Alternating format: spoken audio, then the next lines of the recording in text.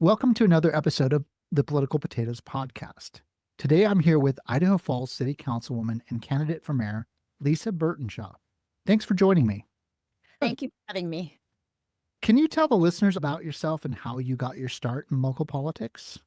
So I grew up here in Idaho Falls. My maiden name was Mickle, and I went to elementary school here and graduated from high school, returned home after college, and became involved in the PTO. And then from the PTO on to the school board, I ran for the school board. I served on the school board for 10 years. I did have a little break thinking I was probably finished with any kind of official public service. And there was an opening on our local city council. So I joined the city council of Idaho Falls in 2020, 2021. Let's see. Yeah, 2021. And then have served on this city council for 5 years. Now I'm running for mayor. So, all in all, 5 years in city council, how many years would you say you were doing the parent teacher organizations and school board? 10 years for the school board and 5 years prior to that. So I've spent my entire adult life in Idaho Falls in some form of volunteerism or public service. Wow, that's a lot of experience in dealing with the local community. For those who might be following this race closely, why is the mayor's race in Idaho Falls so important right now? We are having historic growth in Idaho Falls, and that growth really does need to be managed. The concern is, how do we catch the momentum of growth and ride that momentum so that we don't get overwhelmed by the growth, but then also not take too hard of a stance against growth so that we end up crippling ourselves. It's a fine line to walk there. So I've seen this so many places, right? Not just Idaho Falls, but all over the state. Idaho is one of the fastest growing states in the nation. But most of the people moving here are coming from Washington, Oregon, California, right? Pacific Northwest, California. And of those, 70% of the people moving here are registering as Republican. So it's kind of this people fleeing the blue states, moving to red state because they, appreciate Idaho's conservative values. It's really interesting. We're seeing this growth. But I also see like this little bit of this backlash against this growth, like this growth is causing growing pains. Yeah. In your work on the city council, what do you see are some of the issues and opportunities with all this growth?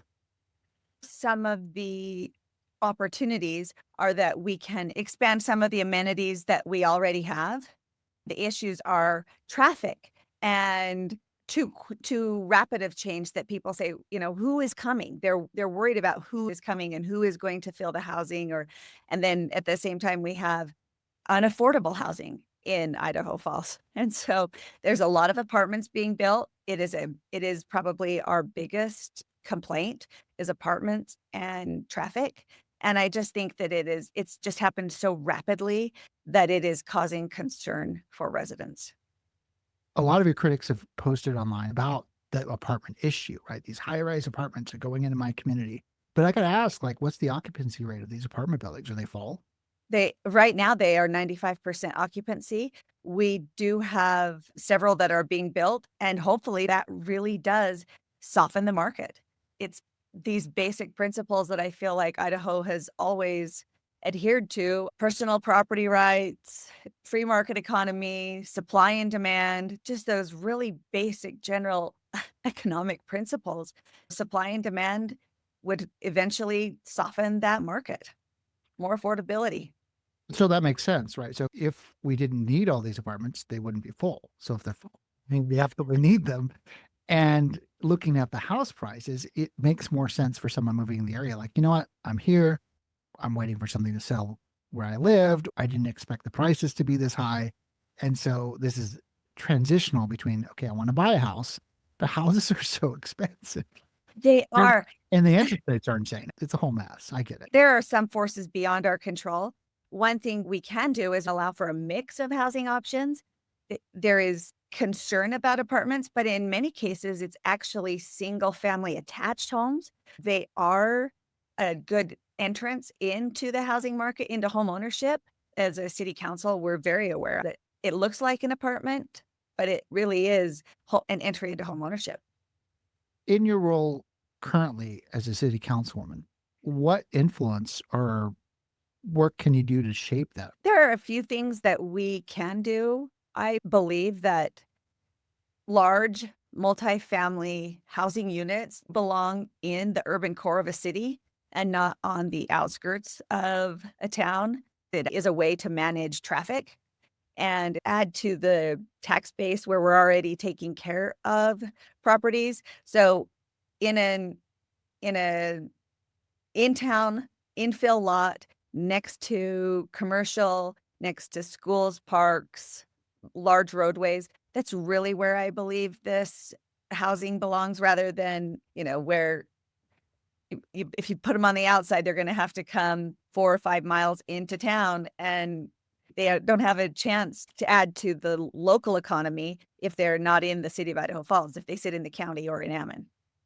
So, as much as we'd like to see these apartment complexes go over to Iona, Shelley, or Ammon, they need to be closer to the jobs where people want. They have to be close to the daily activities of life because that is actually what is creating the traffic problem in Idaho Falls. So, with Idaho growing so quickly, Idaho Falls growing so quickly, how do you plan to make sure this growth strengthens the community rather than overwhelming it? The way that Idaho Falls has been built is in neighborhoods.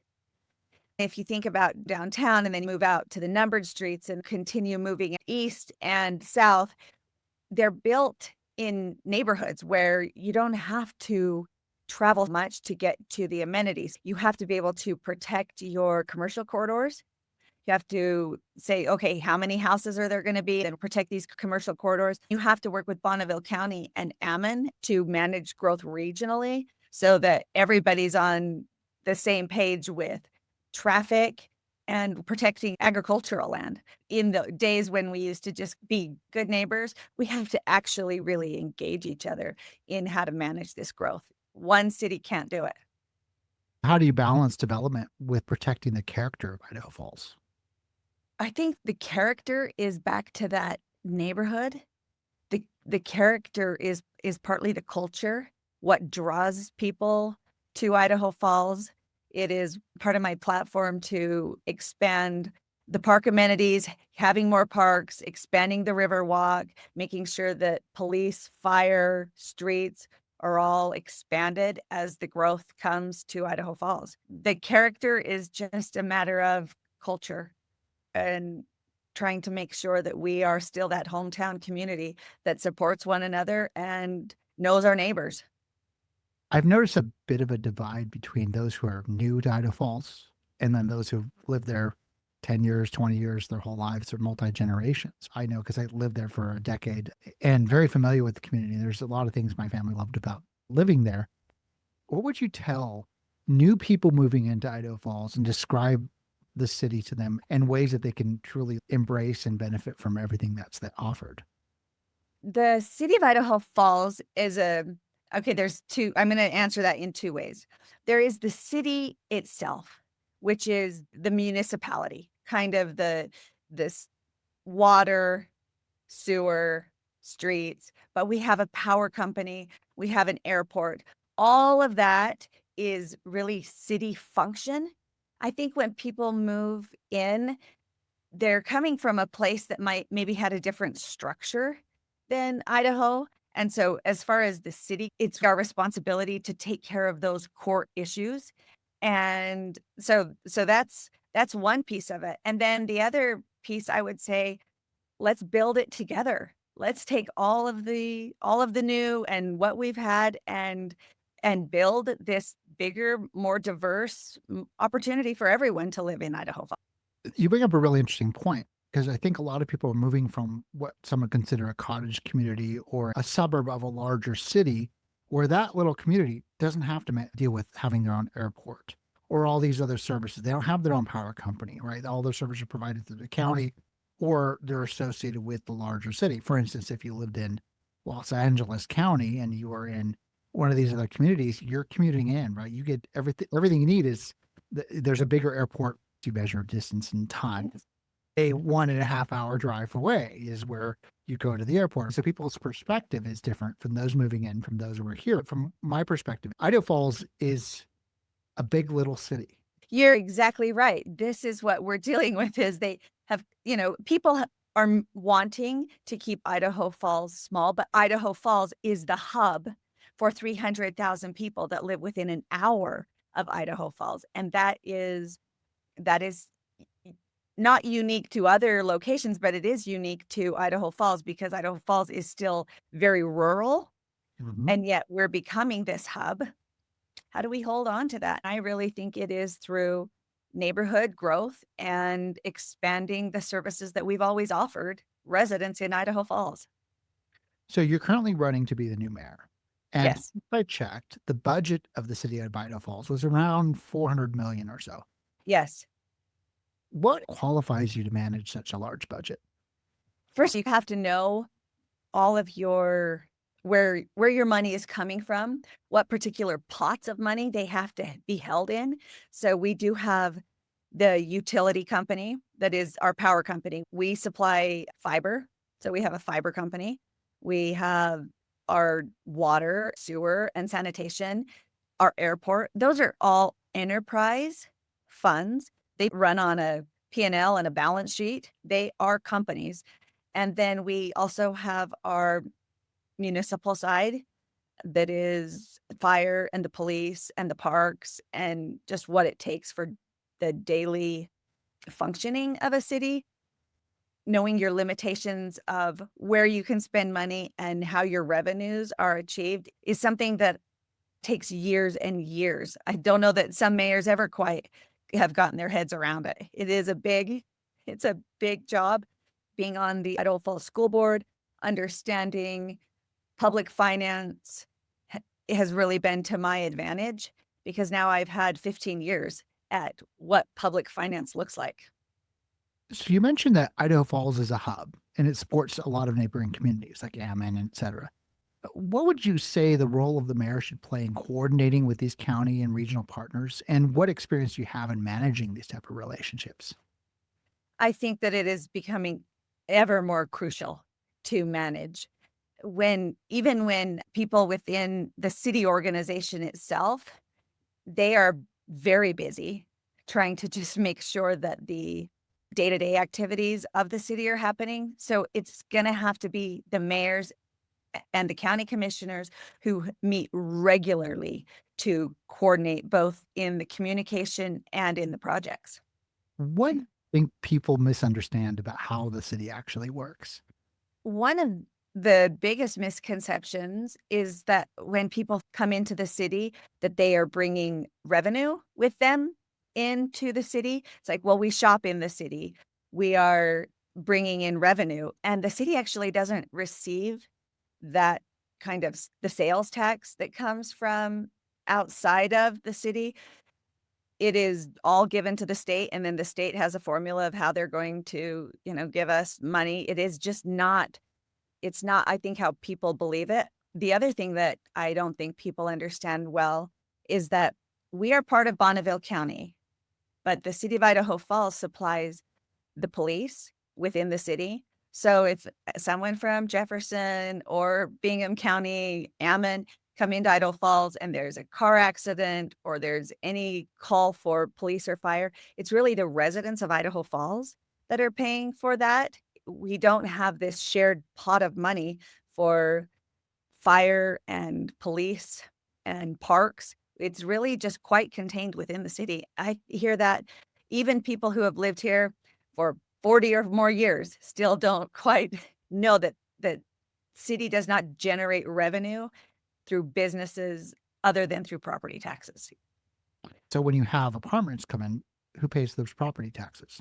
Yes, the apartments are the ones who will be paying those property taxes. We in Idaho Falls are collecting impact fees so that when new development comes in, they will pay for the infrastructure, cannot pay for personnel, cannot pay for maintenance and operations, but can pay for the infrastructure to increase the fire, police, roads, and parks infrastructure, not personnel.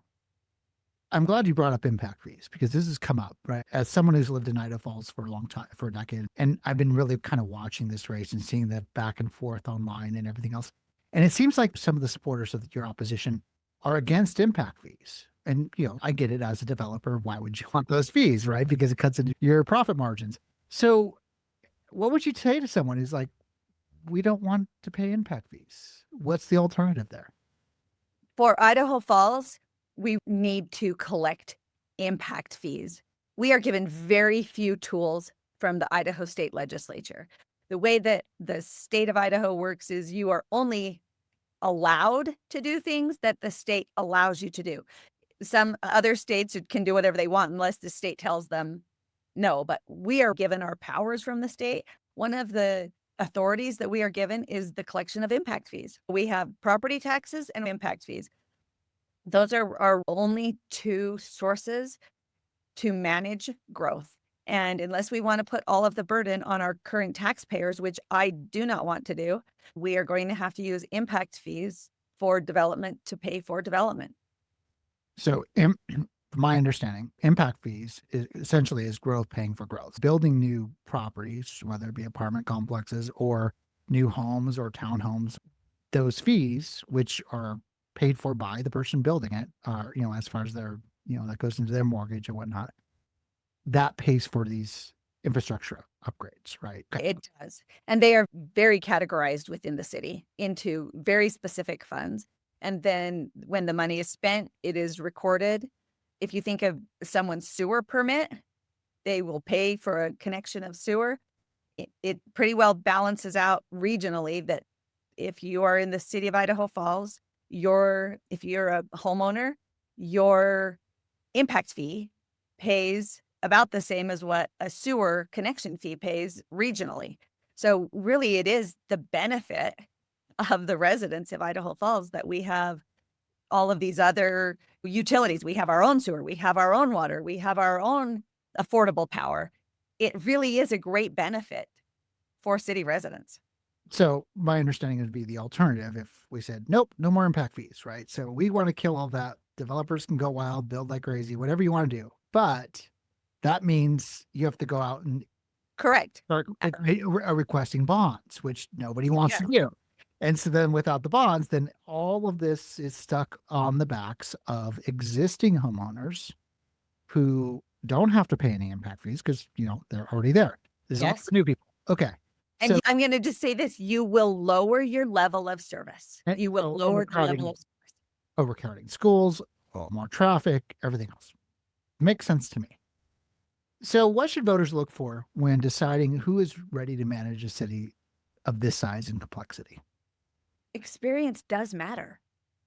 It really does matter. Having experience with the budget, understanding the roles of each of these companies, having the relationship with the county and Ammon, and being able to look at growth regionally, it really is going to make a difference. What experience is essential for someone who wants to lead a city during this period of rapid change? Well, this rapid change is causing other issues in our city as well. We have to communicate better with our residents. We have to be better at getting our permitting done. There are internal issues that are happening in the city that need to be addressed as well. Understanding what those issues are is coming from me, because the reason I am running is because I see those internal issues. And so there's the internal issues as well as what is happening regionally. It will take years for someone to come up to speed with what is happening in the city of Idaho Falls, and the city council will be overwhelmed by trying to manage the day-to-day operations of the city, which is not their role. No, absolutely. Experience really does matter. There's this whole debate about like term limits, right? People are like, oh, we want term limits on people. This person's been in so long. And that makes sense. We don't want someone sitting in that seat for so long. But at the same time, you also want someone who's been there long enough, who knows how things work and how to get things done. And we have turnover. I actually feel like I am the change. I feel like I'm there to make that change, to make the city more responsive and better to live in. I have the experience so that I can see where those shortcomings are. It's just in that very strange time to think that new, inexperienced is better. Well, I think they call you like an AI bot, like Casper 2.0 or something like that. And that's okay. They all have critics. I've got more than my fair share, and I totally understand that. Going back at the observations of what I've seen in this race, and let's be honest, it's been fairly contentious. I've noticed that you have two sides on the aisle. A lot of people who are well established in the community who understand, okay, we get Idaho Falls. We've been here. We love this town. And you have a lot of new people moved in, and they're like, well, but we want this. We want it like it was. And that's okay. Everyone has their perspectives. But I've noticed that there's like, when it comes to, and I use the word contention, because there's a difference between conflict and contention, right? Conflict is not necessarily a bad thing, but contention is different. And we see people leaning into contention as a political strategy. Yes. And I mean, just once again, my observation is that seems to be a little lopsided. One side's leaning more into that because that's a particular mindset I've observed in the years I've been following Idaho politics. It's not just Idaho Falls, it's across the state. If you lean more on one side of the aisle, further on one side of the aisle than the other, that seems to be a strategy. What do you say to someone who wants to go online and say, Lisa's this and Lisa's that, and some of these things may or may not be true, but it's done in a way that's contentious? What would you say to that? I think that it is trying to create fear. The contention motivates people. The people who I have worked to bring on to my side for support are the community builders in our community. They have a history, a track record. Mario Hernandez, for example, from Teton Toyota, has a track record of promoting schools, giving to students. The Rotary, those are people who are community builders. The contention is oftentimes people who aren't in the trenches trying to build the community. It's a fear base. It really is a fear base. You know, I'm glad you brought that up because it's another observation I've had is how this is being turned on you. People want to turn your strength into a weakness. They do. I've not seen this in very many mayoral races across the state, but you had the governor, lieutenant governor, Congressman Simpson, a lot of community business leaders, like you said, Mario Hernandez, Courtney Lydiard. And then I'm a little biased here, and I got full disclosure, I worked for him, but Frank Vandersloot ran the largest private employer in the area, Yes. all backing you. And then I look at the other side. You've got Dorothy Moon, who's the head of the GOP, which is not really representative of most Republicans. You've got, a local developer and a guy who used to run the local party and some of his board members that run I'm not a fan. My bias is going to show here, run the Idaho Freedom Foundation. And I look at both sides, right? You've got experienced leaders who've been doing this a long time, and the ones who really lean into attracting the newcomers because the people who've been here a long time know better. That's just my observation, what I'm seeing. And when I look at that, it's like, well, okay, so as a voter, what do you do? And that's where people say, well, no, I mean, you're backed by so-and-so. He runs this big business. Like, well, how is that a bad thing? Yes. If you built a very successful company and this guy who's done that is saying, hey, I prefer this, how is that a bad thing? It blows my mind when I see that online. What do you think of all that? I do think that it isn't just newcomers, but people who have worked to build the community. For the Vandersloot family, the Melaleuca Freedom Celebration, what Melaleuca does for the 4th of July, what the Chamber of Commerce does, what Mario does, what Courtney does, all of the people who are backing me, they build this community and know that every community is going to experience change, but we have to change in a way that continues to grow our economy as opposed to contract it, because the alternative of growth is decay. We've lived here long enough to see that growth is better than decay. When they were looking at closing the INL and calling it a cleanup area, when downtown was deserted, we've seen what that looks like. Managing growth is the better option than losing businesses and employees. It's the basics of the economy. And what is that going to look like for all of those businesses in the future? One of the things I've seen your critics say is, oh, Casper 2.0 is going to turn Idaho Falls into the next Portland. And I'm like, really? Do you not know how Idaho works? It's just really funny to see those kind of comments. It's just taking a fear that is unrealistic and inserting it into a situation that it doesn't belong. Well, we don't have legalized drugs there is. It's a ridiculous comment. It's okay. And it's fair. Someone wants to believe that. That's okay for them to have that perspective. We all make choices, and that's okay. But it's funny when we see that because it's like, okay, I wish voters would just do a little bit more research and listen to more perspectives sometimes. Shifting on a little bit further, what are some of your favorite things about living in Idaho Falls? I love how many places we have to gather. I love the river. I did a Instagram video yesterday with a picture when Memorial Drive was separated by a parking barrier. Now, downtown and the river are connected in a way that draws people to the river, draws people to community.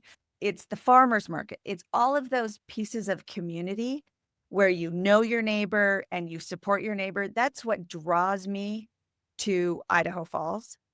Those have been really great pieces. I'm going to go back to the Casper 2.0 thing, but we have issues we have to solve.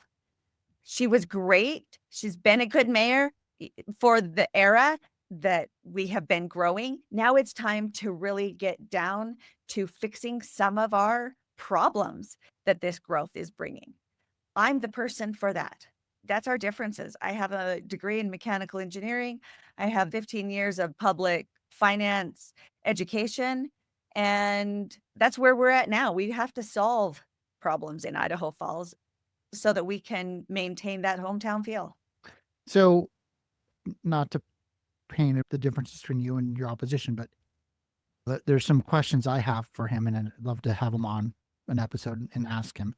I guess my question to you is, if you were mayor, would this be your full-time job and your full commitment, or would you have other things going on? This is my full-time job, and Idaho Falls is my full-time commitment. It has been for years, and now this is the time to take all of that experience and observations and relationships and mold it so that we grow in the right way. So this race may be decided by a small margin. I think the vote count between you two is what, less than 100 votes? I think it's going to be decided by a handful. What's your message to voters about participation in this runoff? People have to vote. Where they get the most influence on their daily lives is actually at the local level. I think we forget why cities even exist, to provide these general services to residents and to create this quality of life for people every day. Every day, their quality of life is affected by the city that they live in. Getting out to vote in this election, we had like 25%. I understand national elections are important, but this is your daily life. You're being most influenced in your local elections. If we look at percentages of voter turnout historically, I've noticed this over the past few years, in non-general elections, which happen in November, primary, legislative primary elections, city elections, things like this, we see a lower turnout. And one of the things I'm seeing happening is that when you see a rise in contentious behavior in campaigns, the result is a lower voter turnout. Right? If things get nasty, people are like, I don't want to get involved. I don't want to have to choose. Sometimes it's just push good people out, push away. What do you say to people who are like, this is just messy? What would you say to someone like that? Sitting on the fence. It is not the campaign that I thought we were going to be discussing. Growth being a bad thing is not something that I thought would really enter into this campaign. I felt like we were going to be able to talk about next steps, coming together as a community. What can we fix in the city? But we've had to take a step back. And a lot of this campaign is going to be about communication. And so for people who, say, oh, I don't want to get involved, it's going to take them getting involved so that the city can have a clear message to help control the fear of growth. So it does take that step. I mean, for me, they have to get out and vote. We have a great city. We have some issues we need to solve, and we're going to have to manage growth. Bonneville County will continue to grow. Ammon will continue to grow. The pressures on our city will continue to mount.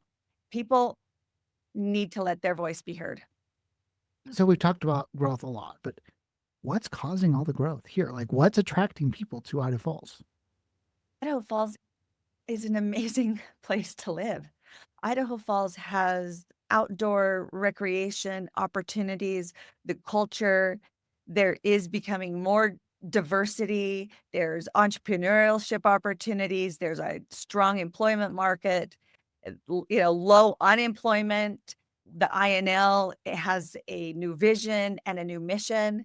We have a lot of remote workers. Idaho Falls has Idaho Falls Fiber.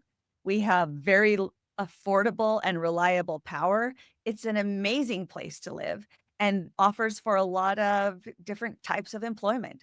So it's going to continue to draw people, and it'll overwhelm us if we're not careful, if we don't grow correctly.